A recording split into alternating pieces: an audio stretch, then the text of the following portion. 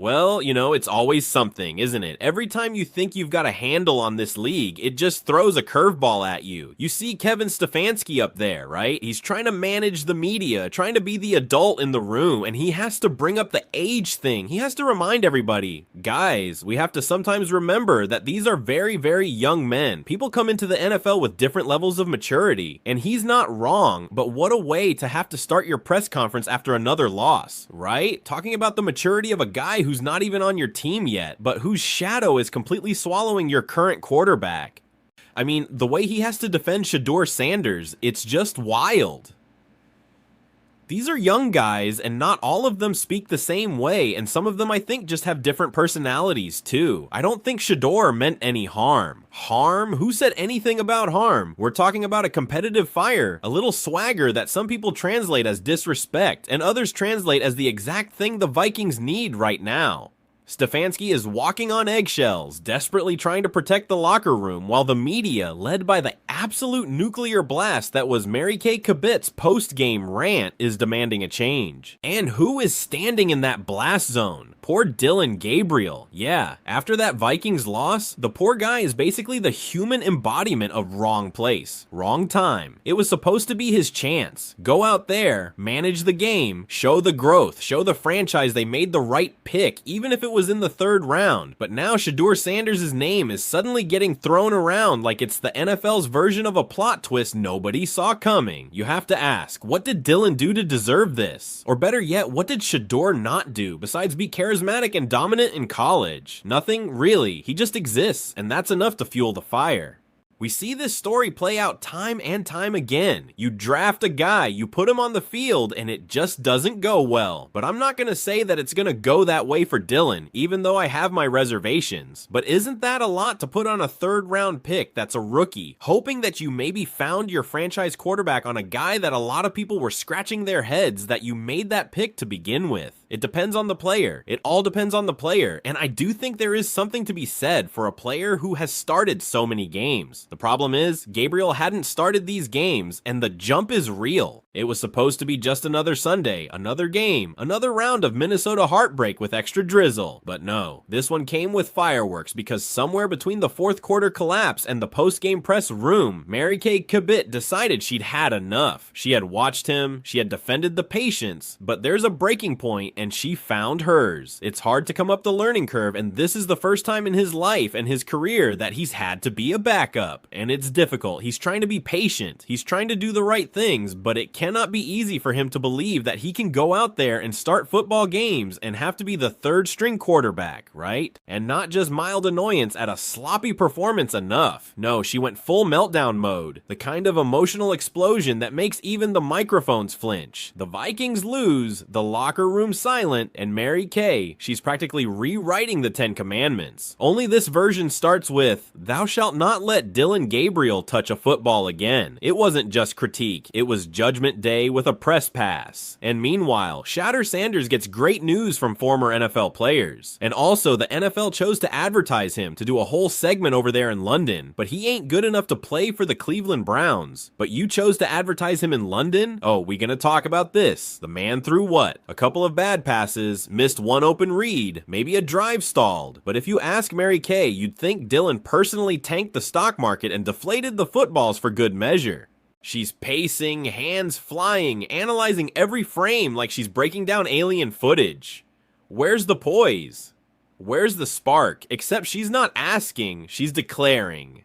I'll tell you though, Kevin Zemanski is back in the headlines, man. And it's for all of the wrong reasons. He's looking real spooky. A lot of people really want to see Shedeur Sanders in there at quarterback. Will we see him? As of right now, I just don't know. I can't yay or nay us saying Shedeur. One thing I can tell you is that whenever Shedeur get his chance to go, he's going to be ready. I can almost guarantee you that. Now Dillon Gabriel had his bowed out. A lot of them flats check down passes that ain't gonna cut it, man. Because the spark apparently has packed up and moved to Colorado with Shedeur Sanders. That's right. The second the final whistle blew, Shedeur's name popped up like it was trending before the loss even hit the scoreboard. Suddenly, Vikings Twitter isn't talking about missed tackles or busted coverage. Nope, they're talking about Shedeur, the quarterback of destiny, the man who's supposed to arrive, cape fluttering, to rescue Minnesota from eternal mediocrity. And Mary Kay, she's leading that parade like it's the Super Bowl. Meanwhile, poor Dillon Gabriel's just sitting there, helmet still half on, wondering how he became the villain in someone else's movie. 1 week ago, he was promising, developing, full of potential. Now he's replaceable, expendable, and should probably start packing just in case.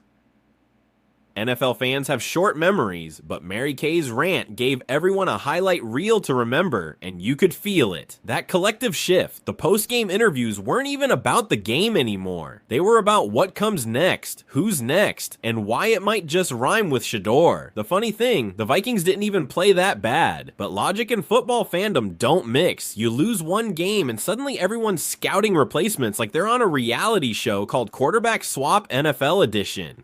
And leading the charge, Mary Kay, clipboard out, energy levels set to unhinged visionary. But here's where it gets hilarious, because as she's tearing into Dillon, she's not just critiquing the throws, she's diagnosing the vibes. She's talking about leadership presence, sideline energy, command of the offense, which, let's be honest, are just fancy ways of saying he didn't look cool enough while losing. And that's when the comparison train hits full speed. What do you want me to really say about Dillon Gabriel over the next 3.5 hours? Well, he was composed. Great. You know how he conducted himself? He conducted himself how a career backup should conduct himself, where you just hope that you're able to hold down the fort until the regular starter comes back. The problem is we don't have a regular starter that comes back. Well, we do, but nobody wants to see him. So, nobody wants that to happen. So here we have to hope that Dillon Gabriel, a guy who is certainly limited, a guy who's smart enough to probably be a coach in the NFL someday, has to go out there and conduct an offense. We have to hope that Quickshawn Judkins is able to carry us into the end zone and we don't have a holding call on it. What about Shedeur Sanders? She says, or rather implies, because no one's brave enough to interrupt. Shedeur, who's been lighting up college football like a fireworks finale. Shedeur, whose social media posts get more engagement than half the league stat lines. Suddenly this isn't about footwork or reads, this is about aura, and apparently Dillon's is somewhere between an intern who forgot the Wi-Fi password. Meanwhile, the fan base is split down the middle. Half of them are in full agreement. They're ready to print Shedeur's name on jerseys and start the welcome parade. The other half, they're begging for patience, saying Dillon needs time, that the system's the problem, but patience is a lost art in the NFL. No, it was close. Painfully close, which makes it worse. It's like losing a spelling bee on the final word, and then realizing the judge has your therapist on speed dial. The Vikings had chances. The defense made stops. The offense had rhythm until it didn't, and in that moment, every dropped ball and mistimed throw turned into Exhibit A in the case of why Shedeur should save us. So there she is, Mary Kay Cabot, turning the post-game breakdown into a TED Talk. Touchdown and the Browns win the Super Bowl. Browns win the Super Bowl. Brown wins the Super Bowl. But in reality, ladies and gentlemen, I'm gonna break down this game with receipts. Everything you... No hate, nothing at all. We're gonna be very fair. Salute to Shedeur Sanders. We've been proven correct again and again. At this point, I'm not a prophet anymore. I'm just a guy that can see past the noise. And here's the thing, she's not wrong about Shedeur's talent. The guy's electric. He's composed, athletic, confident, everything you want in a modern quarterback. But this is the NFL, not a fan fiction crossover event. You can't just swap quarterbacks like you're changing Wi-Fi networks. Still, logic doesn't trend. Hot takes do. And Mary Kay's take. It's sizzling. Soon enough, the conversation snowballs. Pundits pick it up. Panels debate it. Someone on national TV says Shedeur to Minnesota with a straight face. And suddenly, it's all anyone's talking about. Never mind that it's based on a rant that started over a third down incompletion. It's football gossip gold. And it spreads like wildfire. Dillon Gabriel handles it with all the grace he can muster. But you can tell it stings. You go from rookie with potential to placeholder until Sanders arrives in about 6 seconds.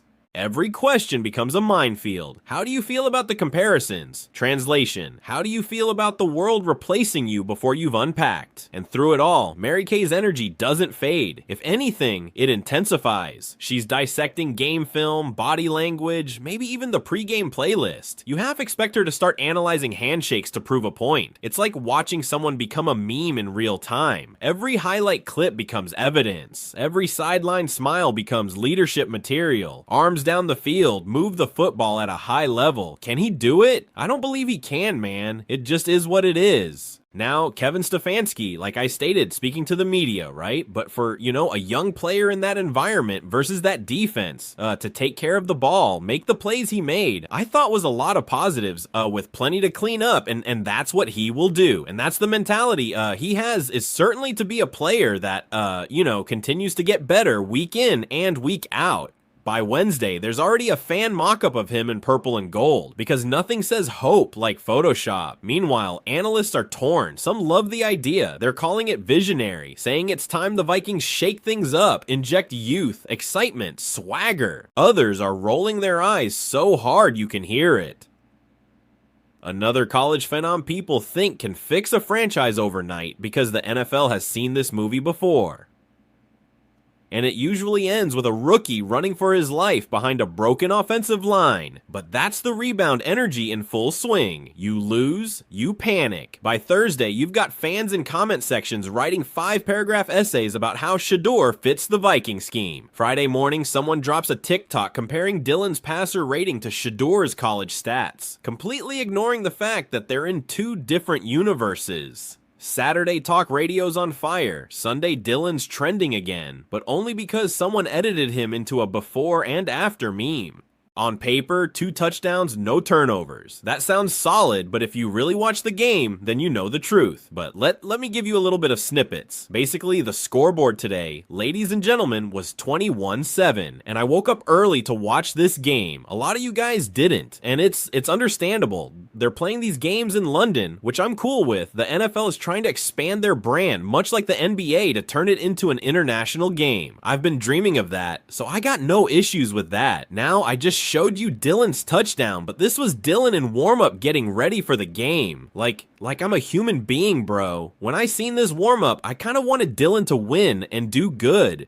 And the cycle repeats. Outrage, fantasy, debate, denial, rinse, repeat. The NFL might as well trademark it, and all the while, Dylan's trying to learn a new playbook while half the country is photoshopping him into trade rumors. Mary Kay, of course, doubles down. She's got that I told you so energy loaded before anyone even disagrees. The loss hurt, sure, but the idea of Shedeur, that's her rebound. That's the hope she's clinging to, like it's gospel. And honestly, that's what makes it hilarious. Another's calling for a coaching overhaul, and in the middle of it, Mary Kay's still passionately defending her quarterback crush like it's a mission from the football gods. By the next week, it's turned into something bigger. Not even about the Vikings anymore. It's about the myth of Shedeur Sanders. The guy hasn't even stepped on an NFL field yet, and people are treating him like a franchise savior. A cultural reset and a redemption arc all rolled into one. It's the rebound effect in its purest form. When your team disappoints you, you don't process. You project. You don't heal. You hype. And Mary Kay Kit just gave that cycle its most entertaining chapter yet. Because deep down, everyone in Minnesota knows the truth. They'll cool off eventually. Dylan will get another chance. The noise will fade. And when it does, people will realize what this whole rant really was. Not an evaluation, not an analysis, but a coping mechanism disguised as commentary. What's more funny though, the guy yelling at him to the right or the dude to the left that just can't contain himself, that just wants to interrupt. And look, y'all got mad at me for saying it yesterday. Even people in Cleveland are saying it. He did okay. He managed the game. He got them just enough. The minute that he took a chance at the end of the game, he threw a pick, got a second chance, and then he went short. Every pass he threw wasn't even over 5 and 1 to 2 yards. That's safe. That's okay. That's taking no chances and relying on everybody else to do their job. But until then, the internet's lit, the takes are flying, and Shedeur Sanders is living rent-free in the Vikings' imagination.